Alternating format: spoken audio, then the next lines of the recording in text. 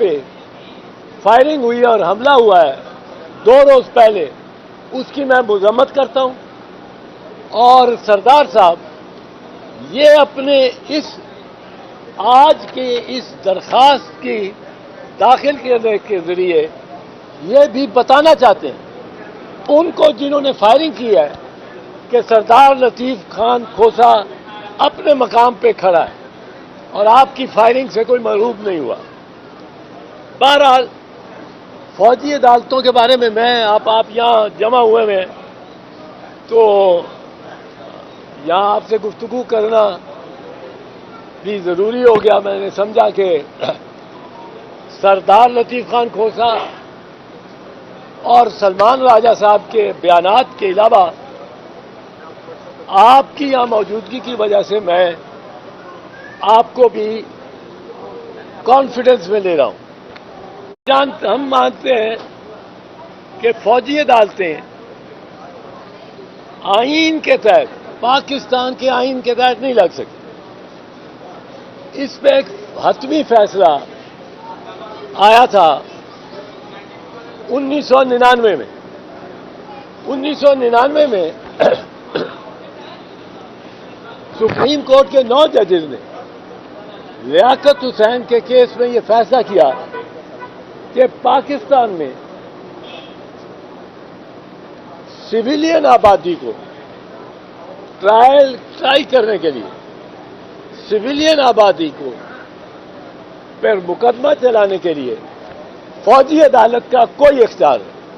فوجی عدالت Pakistan army act کے تحت فوجیوں پر بیٹھ سکتی ہے. ان کے مقدمہ کو، فوجداری مقدمے کو بھی اس کو وہ فوجی عدالت دیکھ سکتی، پر سویلین کسی سویلین شہری کو فوجی عدالت ٹرائی نہیں کر سکتی. اب لیاقت حسین کے فیصلے کے بعد 15 سال کوئی فوجی عدالت نہیں لگی، لیکن 15 سال میں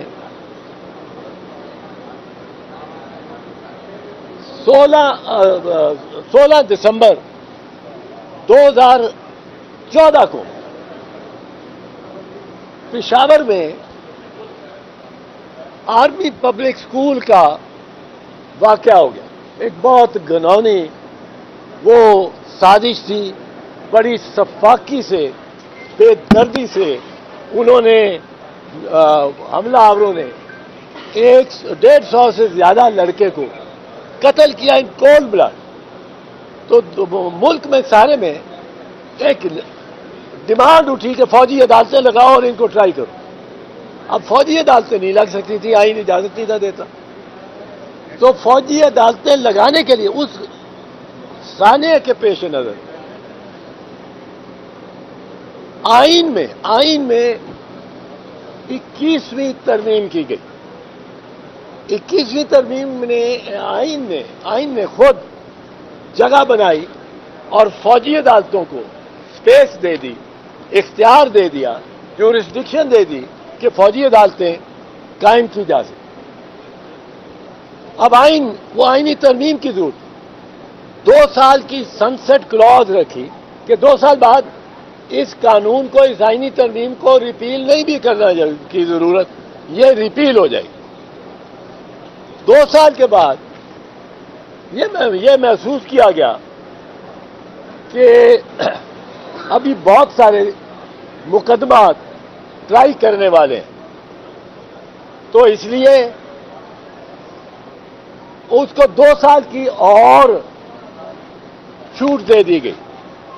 2 سال کی آئینی ترمیم نمبر 23ویں آئینی ترمیم آئی اور اس نے اس کو 2 سال بڑھا دیا. اب 2 سال بڑھنے کے بعد جنوری 2019 کو یہ ختم ہو گیا دورانیہ. اس کے بعد آئین نے وہ سپیس پھر آکوپائی کر لی اور کوئی گنجائش نہ رہی اس کے بعد فوجی عدالتیں لگانے کی. اب یہ 9 مئی کے واقعات کے بعد 9 مئی کو بہت سارے واقعات ہوئے، بڑی زیادتی ہوئی، بڑے افسوسناک कार्रवाइयाँ हुई बड़ी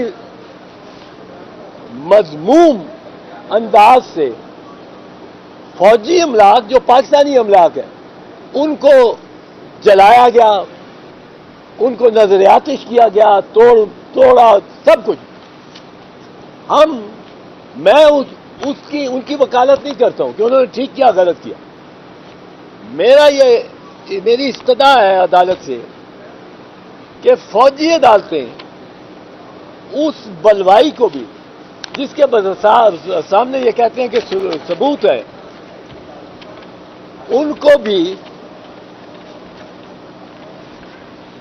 फौजी अदालतें ट्राई नहीं कर सकती, जिसने बहुत घिनौना जुर्म भी किया। अगर सिविलियन है, एंटी इंसदाद दहशत गर्दी की अदालतें हैं, वो ट्राई कर लें, सेशंस कोर्ट ट्राई करें, फौजी अदालत नहीं कर सकती। अब फौजी अदालत के 2-3 आपको मैं उसके बताता हूं जो उसकी खसूसियात है। जो आम अदालत है, आम सेशंस कोर्ट है, एंटी टेररिज्म कोर्ट है, ये जब सजा देते हैं तो इनको सजा की मौजूनियत पे पूरे दलाइल लिखने पड़ते हैं जज को। क्यों वो समझता है कि ये गिल्टी है, किस गवाह ने क्या कहा कि इसको उसने मूरद इल्जाम ठहराया, किस दस्तावेज या किस तस्वीर के जरिए मैं कन्विंस हुआ कि ये वहां था और इसने बलवे में हिस्सा लिया। फौजी अदालत ने सिर्फ एक लफ्ज लिखना, गिल्टी या नॉट गिल्टी, कोई दलाइल नहीं देने। अब जब दलाइल नहीं देने तो ये इंसाफ नहीं हो सकता। और इसमें अगर आप अपील भी प्रोवाइड कर दें फौजी अदालत के फैसले से, आप अपील लगा दें, अपील में क्या फर्क पड़ेगा जब ट्रायल कोर्ट ने वो बुनियाद ही नहीं बताई जिसकी वजह से वो ट्रायल कोर्ट इस नतीजे पे पहुंचा कि वो उसको सजा दे। सिर्फ लिखा गिल्टी। जो हमारे जज हैं, सिविलियन जजेस, उनको 20-20 सफ़े लिखने पड़ते हैं ये दलील देने में कि मैंने क्यों इसको गिल्टी, क्यों इसको मुजरिम पाया। फौजी अदालतों में ऐसा कोई नहीं। फिर फौजी अदालतों में अपील भी कोई नहीं, और अपील का मकसद भी कोई नहीं, क्योंकि अपील होती है वहां जहां मैं देख सकूं अपील की अदालत के सूरत से कि मैं देख सकूं कि क्या इस्तदलाल मातहत जज ने इस्तेमाल किया है ताकि वो इस नतीजे पे पहुंचे कि मुलजिम जो है वो मुजरिम है। अगर वही नहीं देना तो उससे इंसाफ नहीं हो सकता, और ये आइन के खिलाफ है इंसाफ का ना होना।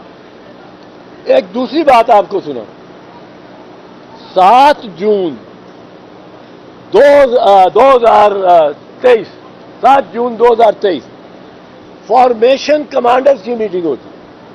इसमें आर्मी चीफ भी हैं, इसमें तमाम कोर कमांडर्स भी हैं, इसमें तमाम डिवीजनल कमांडर्स भी हैं, ब्रिगेड कमांडर भी हैं। अब तमाम ब्रिगेडियर जिनके पास किसी फौजी दस्तों का चार्ज है, वो कोई डेस्क जॉब नहीं कर रहे, फॉर्मेशन कमांड कर रहे। तमाम फॉर्मेशन कमांडर पाकिस्तान के, जिनमें आर्मी चीफ साहब भी हैं, वो मिल बैठते हैं और वो क्या कहते हैं, वो ISPR का जो है प्रेस रिलीज, उसके मुताबिक वो कहते हैं कि नाकाबिले तरतीब शवाहिद जिनको कभी झुटलाया नहीं जा सकता और बिगाड़ा नहीं जा सकता, उन पर मबनी नाकाबिले तरदीद शवाहिद जिनको ना झुटलाया जा सकता है ना बिगाड़ा जा सकता है, ये उनकी ज़बान है प्रेस रिलीज की।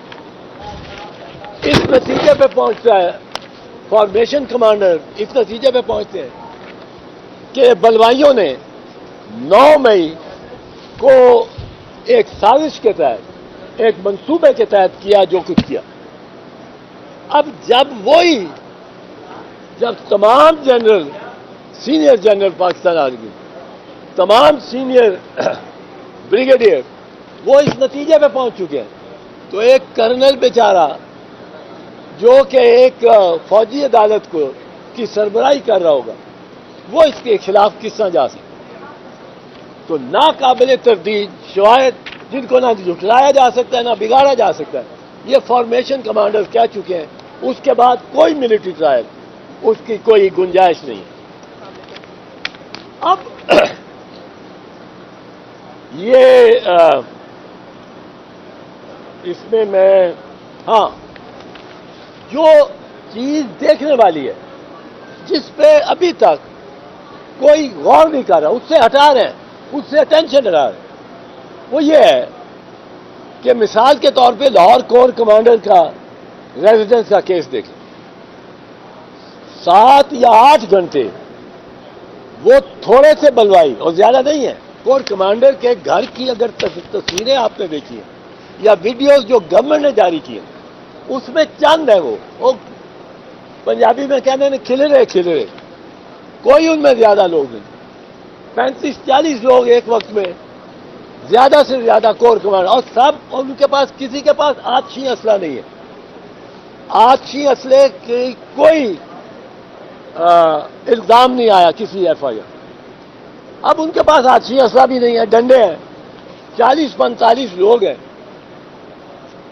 یہ آئی جی کیا کر رہا ہے؟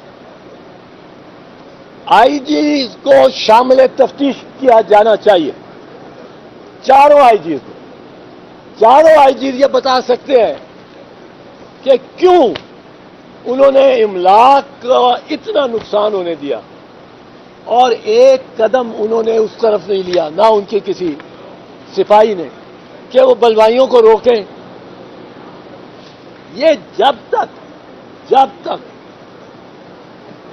آئی جی حضرات اور ان کے ڈی آئی جیز اور ایس پی، یہ افسران کو انٹروگیٹ نہیں کیا جاتا، اس وقت تک یہاں آپ حقیقت تک پہنچ ہی نہیں سکتے۔ اور اس کی میں آپ کو یہ بات عرض کروں تو کوئی کہتا ہے میں جاننا چاہتا ہوں کہ آپ کو کس نے روکا؟